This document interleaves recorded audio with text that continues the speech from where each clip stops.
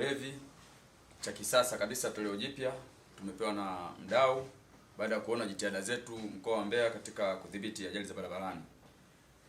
Anaitwa Kesi Benedict, ni mkurugenzi wa Mhandisi Consultant Dar es Salaam.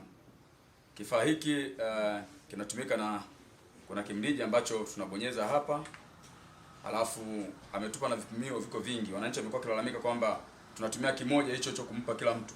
Kwa hiyo vimirija nao viko vingi sana vimeletwa, ambacho kitachomekwa hapa. Kinachomekwa hapa na mtu anapuliza kupitia hiki kitundu kidogo hiki. Na baadaye hiki kinatupwa, ni disposable. Tukitumia hivi kiisha vingine vinapatikana. Na hapa kuna screen hapa ni touch. Kwa hiyo ukibonyeza hapa quick inasema ready for test hapa. Kisha sema ready for test, kisha blue ndo unachomeka hii. Halafu mteja wetu ambaye anashtukiwa kwamba amekunywa pombe na anaendesha atapuliza hapa na kitatoa majibu hapa. Inasema muda wa kupuliza hapo. Kwa hiyo inakuonyesha hapa kwamba ready to blow.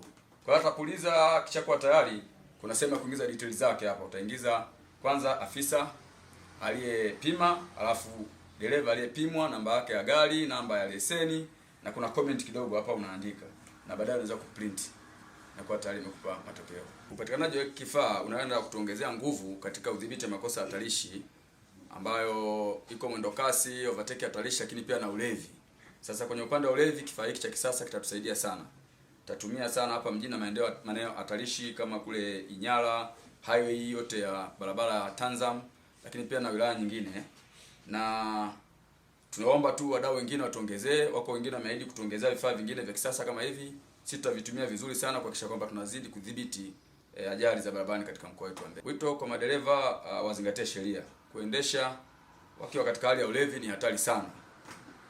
Na baadhi zetu zilizopo karibu hapa mjini kama Mbeya Pazuri na wapi watu wanakwenda na magari wanalewa, hata ukiwa na gari ndogo unaweza kusababisha ajali. Kwa hiyo tutakuwa tunakaa sasa hivi tunakitendea kazi cha kisasa kabisa.